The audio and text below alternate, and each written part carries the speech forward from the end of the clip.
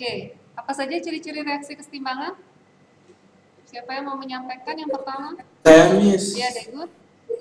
Ciri-cirinya itu dia bisa reaksinya itu ke kanan dan kiri itu seimbang.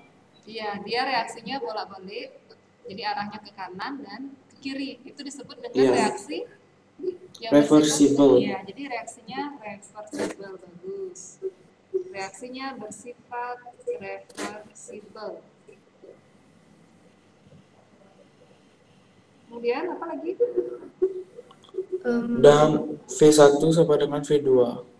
Ya. Sama ya, Miss ya, kanan sama dengan kiri. Ya, terima kasih Degur. Tadi siapa yang mau menyampaikan? Dea?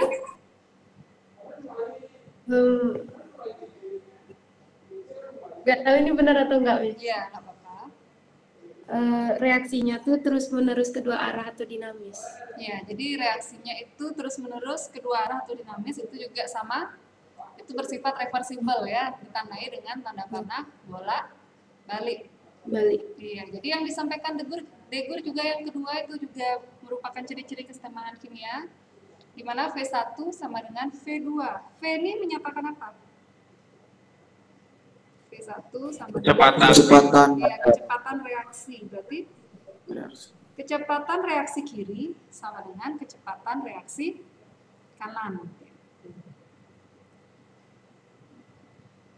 Sebenarnya bukan kecepatan sih tepatnya. Yang kemarin, bab kemarin yang kita pelajari itu apa? Bab yang kemarin? Laju reaksi. Iya, harusnya laju reaksi kanan sama dengan laju reaksi kiri. Ya, kita ganti laju reaksi ya. Yang lebih tepat itu adalah laju reaksi kiri sama dengan laju reaksi kanan.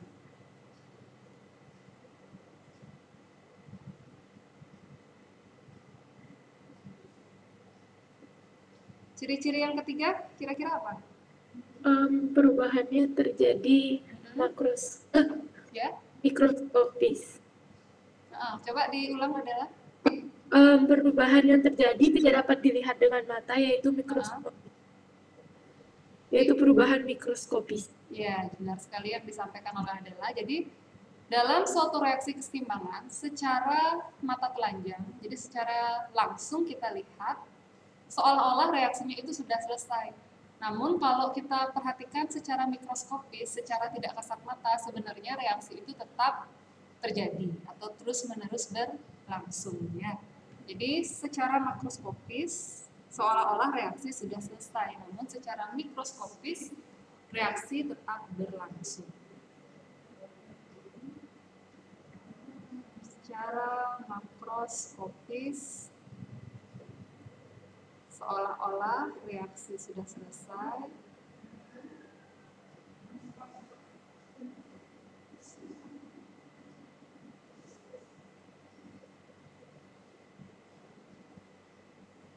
namun secara mikroskopis, kalian ngerti kan maksudnya mikroskopis itu apa? Kecil. Ya, jadi kalau kita perhatikan dalam bentuk molekul yang paling kecilnya ya. Jadi secara mikroskopis reaksi tetap berlangsung. Reaksi masih berlangsung. Itulah 3 ciri-ciri dari reaksi kesetimbangan kimia. Sampai di sini bisa ya? Paham ya? Mengenai 3 ciri-ciri reaksi kesetimbangan sudah jelas ya? Kalau sudah jelas, kita lanjutkan ke jenis-jenis reaksi kesetimbangan. Ada 2 jenis reaksi kesetimbangan, kalian bisa perhatikan di halaman 135. Apa saja jenis-jenis reaksi kesetimbangan? Homogen dan heterogen. Iya, ada kesetimbangan homogen, ada kesetimbangan heterogen. Kalau Adrian perhatikan, kira-kira apa yang membedakan kesetimbangan homogen sama kesetimbangan heterogen?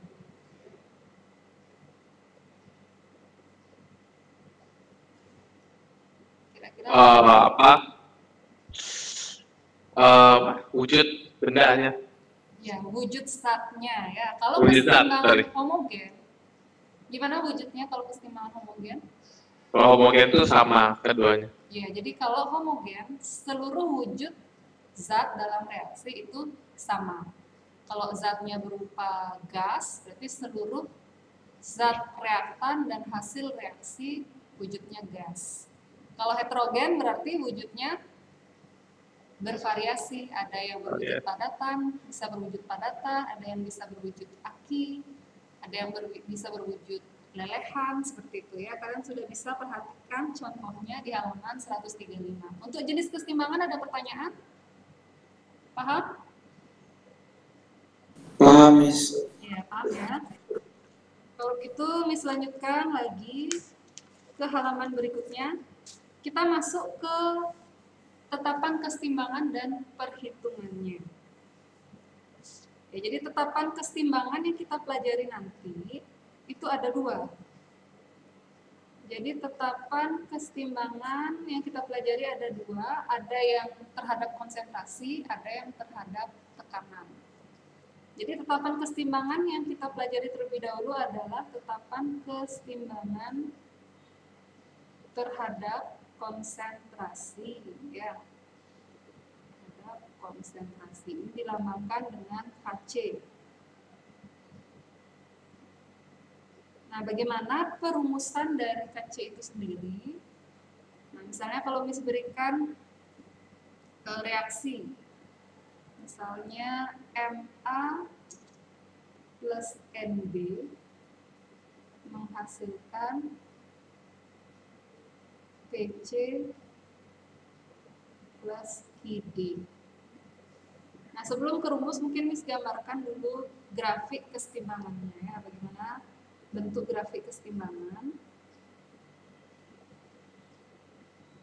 Kalau kita buat grafiknya, ketika A dan B belum melakukan reaksi, berarti jumlah A dan B masih banyak. Jumlah C dan D belum ada. Karena A dan B belum bereaksi, C dan D belum terbentuk. Nilainya masih 0. Nah, ketika A dan B bereaksi, melakukan reaksi, maka lama-kelamaan jumlah konsentrasi zat A dan zat B akan semakin berkurang. Sebaliknya, jumlah C dan D lama-kelamaan semakin bertambah, sehingga diperoleh titik kesetimbangan di sini. Nah, inilah dia titik kesetimbangan di mana laju reaksi kiri sama dengan laju reaksi kanan. Berarti ini VCD, yang ini VAB. Jadi bentuk-bentuknya bisa seperti ini. Bisa juga bentuk kesetimbangan itu seperti ini, berhimpitan. Jadi ini tergantung dari besarnya nilai Kc ya. Intinya kalian tahu ya. Nggak ada saling potong gitu berarti ya, Mas? Iya, harus ya. Itu kalian bisa perhatikan nanti di halaman 138 ya. Itu bentuk grafik. Nah, sekarang Miss sampaikan bagaimana menentukan rumus dari Kc itu sendiri. Nah, kalau kalian ingin membuat rumus Kc, yang diperhitungkan dalam rumus Kc hanya yang berwujud gas dan larutan saja. Yang diperhitungkan dalam rumus Kc hanya yang berwujud gas atau G dan larutan atau aki. Di luar gas dan aki itu tidak boleh masuk rumus karena tidak memiliki konsentrasi ya. Jadi dianggap nilainya 1 di luar wujud gas dan larutan. Konsentrasi kalian ingat kan rumusnya apa? Kalau konsentrasi kan rumusnya mol per volume. Kalau misalnya dia wujudnya padatan, kan nggak mungkin dia memiliki konsentrasi karena dia tidak dilarutkan dalam suatu volume, dalam suatu air kan gitu. Begitu pula lelehan. Kalau lelehan kan tidak ada air di dalamnya. Ya, berarti dia tidak memiliki konsentrasi karena Kc ini menyatakan rumusnya itu dinyatakan dalam bentuk konsentrasi. Jadi ingat rumus konsentrasi. Konsentrasi itu bisa dilambangkan dengan huruf siku. Rumusnya adalah mol per volume. Ya. Miss, Ya. terus kalau lelehan tuh apa ini ya, Miss? Kalau bukan aqueous, tandanya. L, liquid. Ah, Iya. oke. Nah, bagaimana cara membuat rumus KC? Jadi, Miss ambil lagi yang reaksi yang di atas, misalnya Ma, misalnya ini wujudnya gas, plus Nd, wujudnya gas, menghasilkan Pc, wujudnya gas, dan Qd, wujudnya gas. Nah, sebenarnya pembuatan rumus KC ini berdasarkan ciri-ciri keseimbangan di mana kita anggap ini V1, ini V2. Jadi kan V1 laju reaksi 1 sama dengan laju reaksi 2. Nah, kalau laju reaksi, masih ingat nggak rumus laju reaksi itu kayak gimana? Misalnya kita ambil yang V1, reaktannya kan berarti A dan B. Berarti bagaimana rumus lajunya? K dikali konsentrasi A, angkat order reaksi kan? Nah, untuk kali ini, untuk keseimbangan, ordernya kita pakai koefisiennya itu sendiri. Berarti K dikali konsentrasi A pangkat M, dikali konsentrasi B pangkat M. Berarti kalau laju yang kedua, kalau laju 2 berarti kan reaktannya adalah C dan D.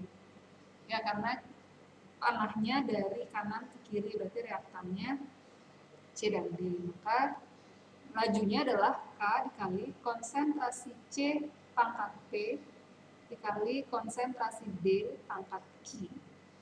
Nah, sekarang kita samakan posisi K dan konsentrasi. K kita pindah ke ruas kiri, konsentrasi kita pindahkan ruas kanan. Ini berarti K1, ini K2. Sehingga K1 per K2 sama dengan konsentrasi C pangkat P dikali konsentrasi D pangkat Q per konsentrasi A pangkat M dikali konsentrasi B pangkat N. Nah, K1 per K2 itu akan kita peroleh tetapan yang baru berupa nilai Kc. Jadi K1 per K2 itu adalah Kc-nya itu sendiri. Jadi Kc itu kalau kita ambil kesimpulan dari penjabaran laju reaksi kanan sama dengan laju reaksi kiri, kita bisa ambil kesimpulan nilai Kc itu sama dengan 1. Hah? 1. Kok 1? Kan sama. Iya kan nilainya belum ada. Kan konsentrasi C belum dikasih tahu nilainya. Ini kan baru nentuin rumus, belum masukin angka. Ini baru Maksudnya laju reaksi kiri sama laju reaksi kanan. Maksudnya kan kalau sama dibagi 1. Iya, kalau molnya sama, kalau konsentrasinya sama. Laju sama konsentrasi kan berbeda, ya nggak? Laju sama konsentrasi beda ya. Nah, kemudian kalau kita perhatikan C dan D ini bertindak sebagai apa kalau dia ada di kanan tanda panah? Kalau kita lihat secara keseluruhan dari panah bolak-balik ini, dia sebagai produk kan? Nanti kesimpulannya rumus Kc itu adalah konsentrasi produk. Jadi hasil kali konsentrasi produk pangkat koefisien dibagi hasil kali konsentrasi reaktan pangkat koefisien. Selalu seperti itu. Paham menentukan rumus Kc bisa? Bisa ya?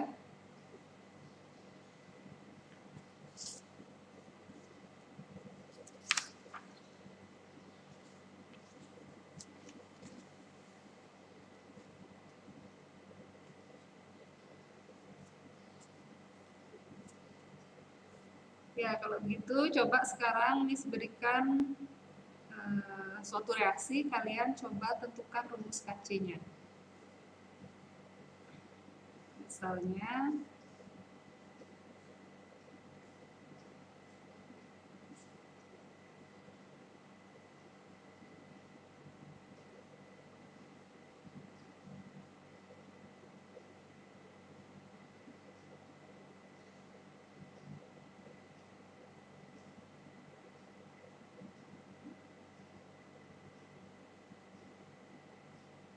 Nah, kalau seperti ini, maka rumus Kc sama dengan Terus itu bukannya kalau solid itu yang nggak ditutup maksudnya gimana? ya berarti solid ini jangan sampai masuk ke rumus Kc.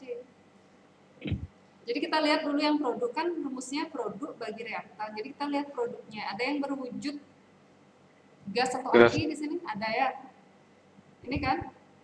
Ya. Ya berarti kita masukin konsentrasi CO pangkat 3 dikali konsentrasi CO2 pangkat 3.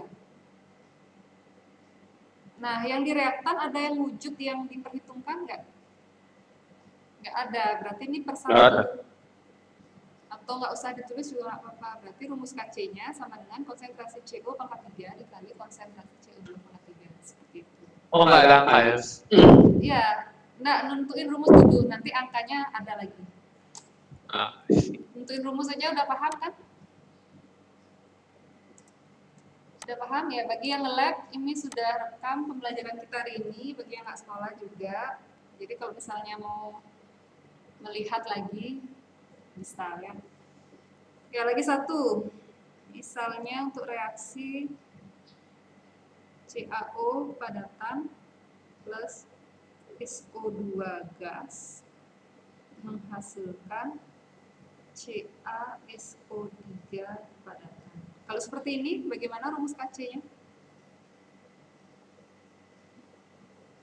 1 per 1 per volume SO2 konsentrasi SO2 pangkat 1. pangkat Ya, 1. karena pangkat 1 boleh nggak ditulis ya. Paham ya, menentukan rumus dulu, menentukan rumus Kc bisa ya?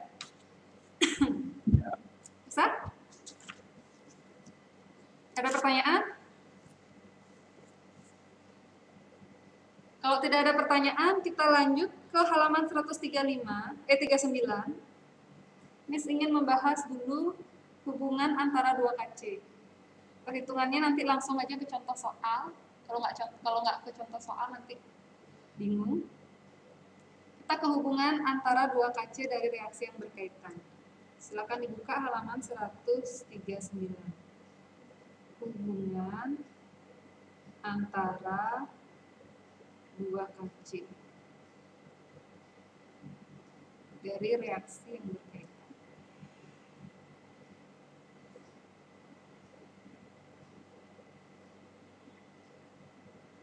Jadi reaksinya di sana adalah 2SO3 menghasilkan 2SO3 gas menghasilkan 2SO2 gas plus O2 gas itu disebut sebagai Kc1. Nah, seandainya untuk reaksi yang kedua ini sekali setengah dia. Kalau ini sekali setengah jadinya, kalau kita kali setengah reaksi yang pertama, jadi kita kali setengah sehingga reaksi yang kedua menjadi SO3 menghasilkan SO2 gas plus setengah O2. Itu disebut dengan Kc2. Nah, nilai Kc2 ini berarti sama dengan berapa dari Kc1? Bisa nggak menentukan? Berarti Kc2 itu setengah. ya, berarti setengahnya kan dipangkatkan setengah jadinya. Jadi Kc2. Kalau misalnya reaksi dikali setengah, maka Kc2-nya itu adalah pangkat Akar berarti. Ya, akar berarti. Jadi kalau misalnya Miss jabarkan dulu Kc1 ya. Kc1 itu berarti rumusnya gimana? Konsentrasi SO2 pangkat 2 dikali konsentrasi O2 kan itu per konsentrasi SO3 pangkat 2. Sekarang kalau kita jabarkan yang Kc2 berarti konsentrasi SO2 dikali konsentrasi O2 pangkat setengah per konsentrasi SO3. Berarti kan ini mirip rumusnya antara KC1 dan KC2, hanya beda pangkat. Berarti KC1 ini,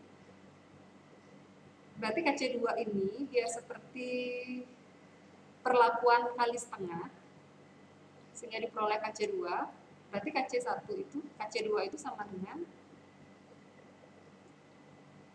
KC1 itu sama dengan pangkat setengah, KC2 itu sama dengan pangkat setengah dari KC1.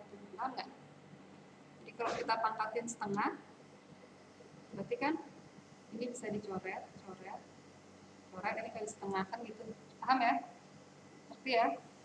Berarti sehingga kita bisa menyimpulkan kalau reaksinya dikalikan, berarti KC-nya dipangkatkan, gitu kesimpulannya. Kalau reaksi dikali, berarti KC-nya dipangkatkan. Berarti KC2 sama dengan KC1 pangkat setengah. Kalau pangkat setengah itu sama dengan akar KC1. Sekarang kalau reaksi pertama dibalik. Reaksi pertama dibalik.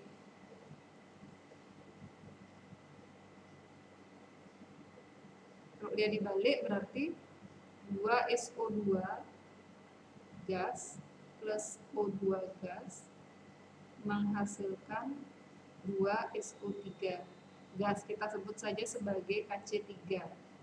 Kalau reaksinya dibalik berarti KC3 ini sama dengan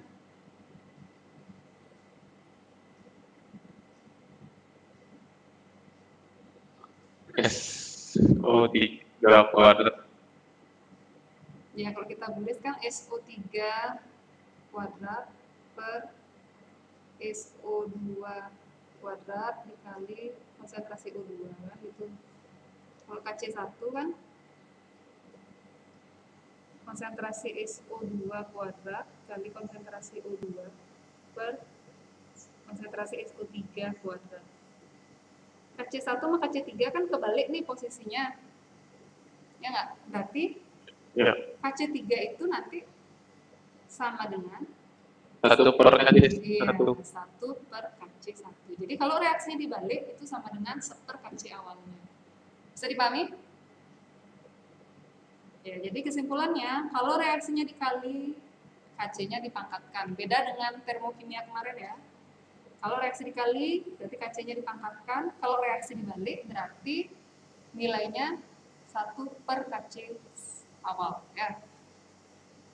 Itu dia hubungan antara 2 KC. Nah, sekarang kalau ada 2 KC dijumlahkan, nanti kalau termokimia kalau dijumlahkan reaksinya kan delta H-nya dijumlahkan. Kalau di keseimbangan kimia 2 reaksi dijumlahkan, maka nilai KC-nya dikalikan. Itu contohnya seperti di contoh soal 4.2. Bisa baca ya. Jika tetapan keseimbangan KC untuk reaksi A plus B menghasilkan C, itu nilainya 4, kemudian 2A plus D menghasilkan C, itu nilai KC-nya 8.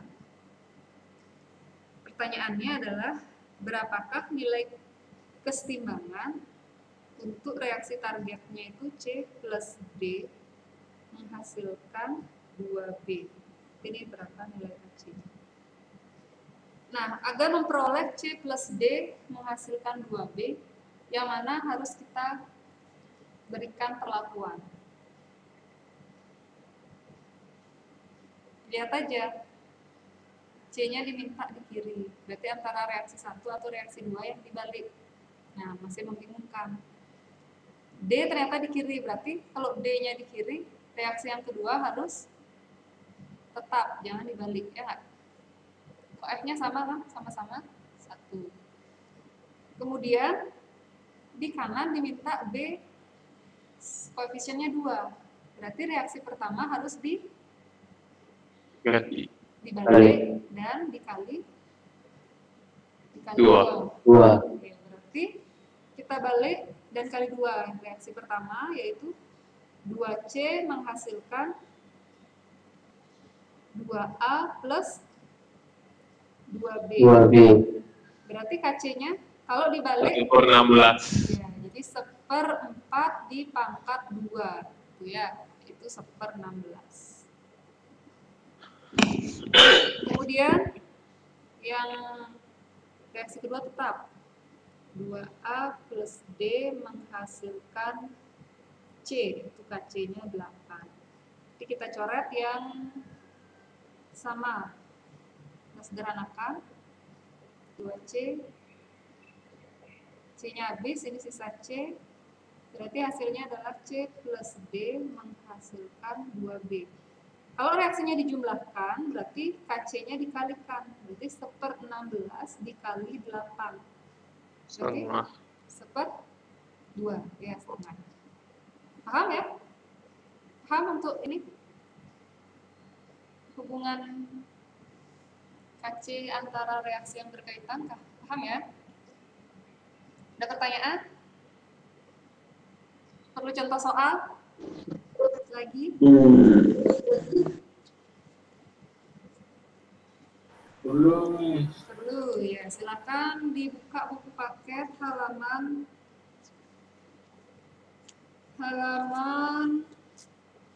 164, kerjakan nomor 17. Ya, silakan buka buku paket halaman 164, kerjakan nomor 17.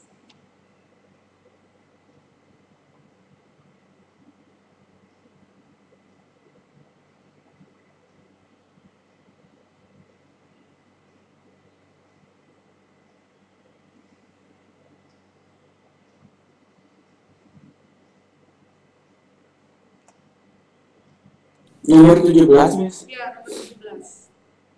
Oh ya.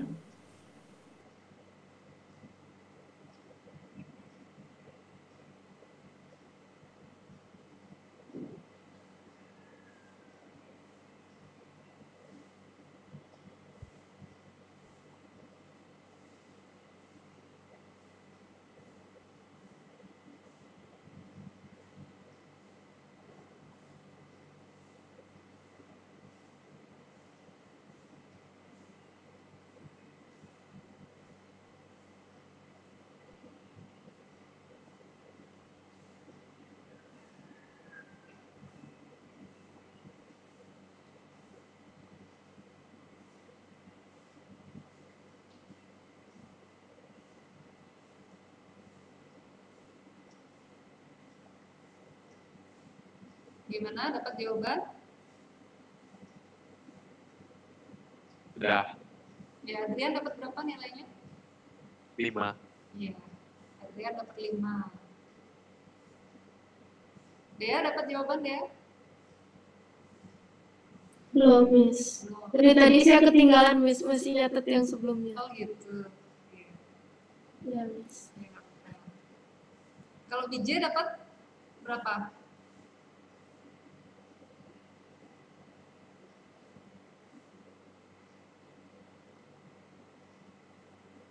BJ dapat jawaban?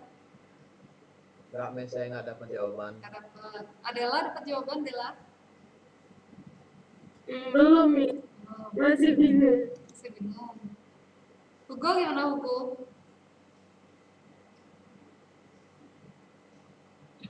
Dapat, Miss. Berapa? 5. Ya. Kalau Juan? 9. No. Diki dapat jawaban, Diki? Belum, Miss. No.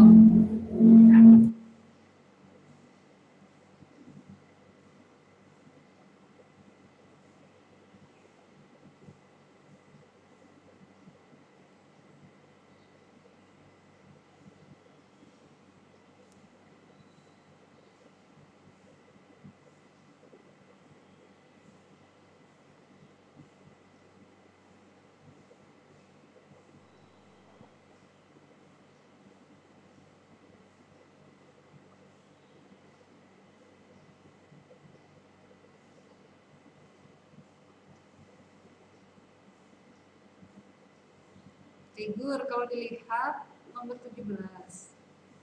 2x plus 2y menghasilkan 4z, KC-nya 0,04. Kemudian untuk reaksi 2Z menghasilkan BC, nilai KC. Kira-kira reaksinya yang kedua itu diapain aja?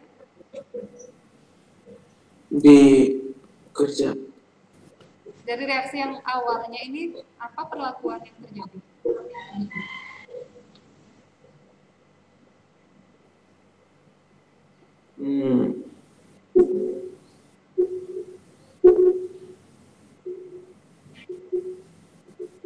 Diapain aja ini?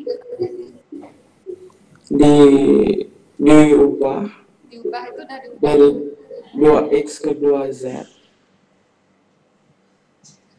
Itu udah diapain? Apakah dikali, apakah dibalik, apakah diapain? Dibalik. Dibalik, terus diapain lagi? Koefisiennya kan beda, diapain lagi selain dibalik? Dikerjakan reaksinya, Mas. Selain dibalik diapain BJ? Coba lihat BJ, selain dibalik diapain?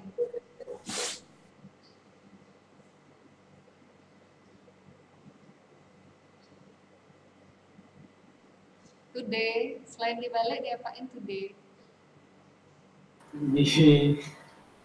Dikali berapa kira-kira? Dikali 2. Benar dikali 2?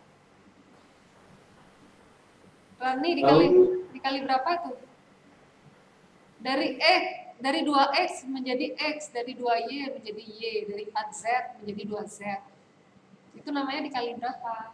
Setengah. Ya, dikali setengah. Berarti perlakuan yang terjadi pada reaksi 2 itu dibalik dan dikali setengah. Jadi kalau kita mau memperoleh nilai KC2, kalau reaksinya dibalik berarti rumusnya menjadi, nilainya menjadi, kalau dibalik ingat jadinya 1 per KC1. 0,04. Per jadinya kan gitu. Nah. Kalau dikali setengah berarti dia diapain? Kalau dikali dia dipangkatkan. Dipangkat setengah. Pangkat setengah. Iya, kan kali setengah. Kalau kali 2, pangkat 2. Nah, kita masukin nilainya. 1 per 0,04 pangkat setengah. 0,04 itu sama dengan? 4 per 100. Iya, 4 kali 10 pangkat min 2, gitu-gitu dulu ya. Oke. Pangkat setengah. Berarti kalau kita bawa ke atas 10 pangkat min 2, kan jadinya 100 per 4. Pangkat setengah itu sama dengan apa? 100 bagi 4 berapa? 25. 5.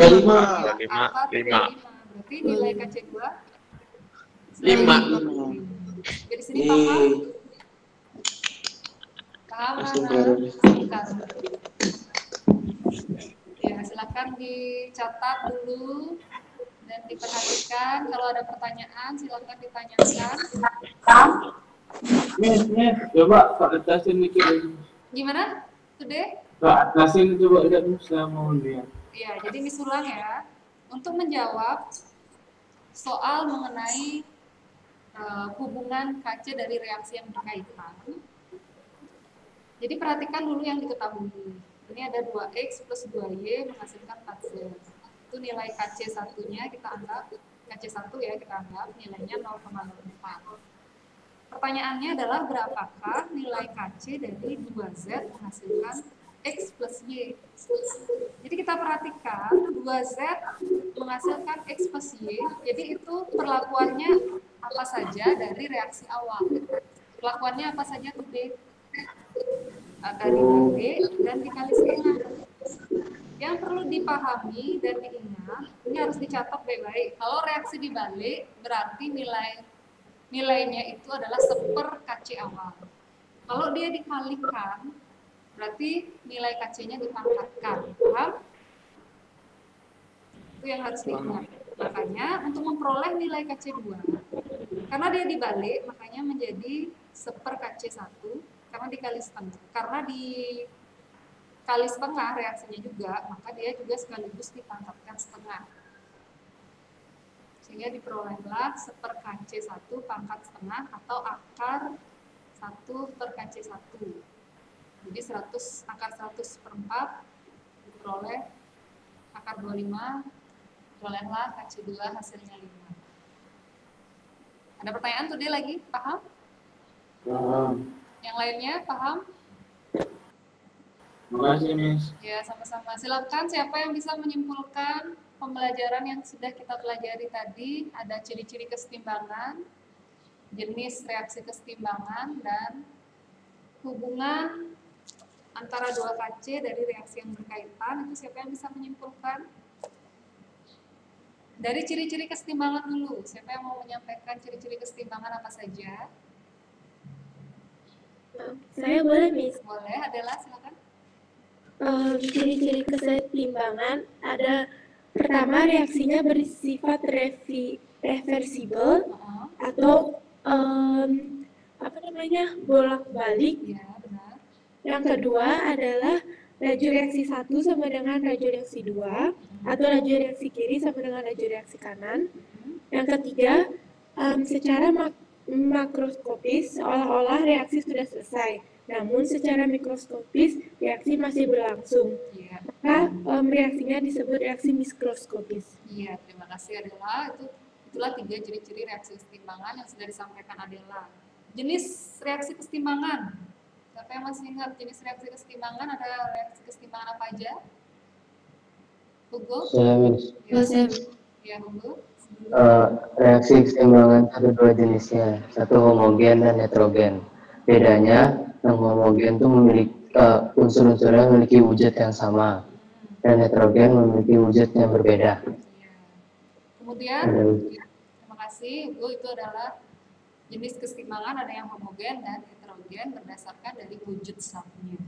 Kemudian hubungan dua reaksi dari KC yang berkaitan yang dijadikan catatan kalau reaksinya dibalik, rumusnya menjadi seper KC awalnya. Jadi kalau reaksi awalnya dibalik, rumusnya menjadi seper KC awalnya. Kalau reaksinya dikali, maka rumusnya menjadi dipangkatkan KC awalnya. Itu aja intinya. Kalau misalnya ada 2 reaksi kita jumlahkan, kalau reaksinya dijumlahkan seperti tadi, ini kan dijumlahkan. Kalau dia dijumlahkan, maka nilai KC-nya dikalikan. Ya. Kalau menjumlahkan reaksi, paham kan dari reaksi target ini? Bisa kan? Minta ulang. Bisa ya. Ya, itulah dia pembelajaran kita hari ini. Miss cukupkan dulu. Jika ada pertanyaan di tengah jalan, tidak usah segan-segan untuk WA Miss juga nggak apa-apa. Kita bertemu lagi di hari Jumat ya. Ya, untuk itu mari kita akhiri pertemuan pagi ini. Terima kasih partisipasinya. Silakan ditutup dengan doa. Mengucap syukur karena pembelajaran sudah berlangsung dengan baik. Silakan dia ditutup dengan doa. Sebelum kita mengakhiri pelajaran, mari kita berdoa terlebih dahulu. Doa dimulai.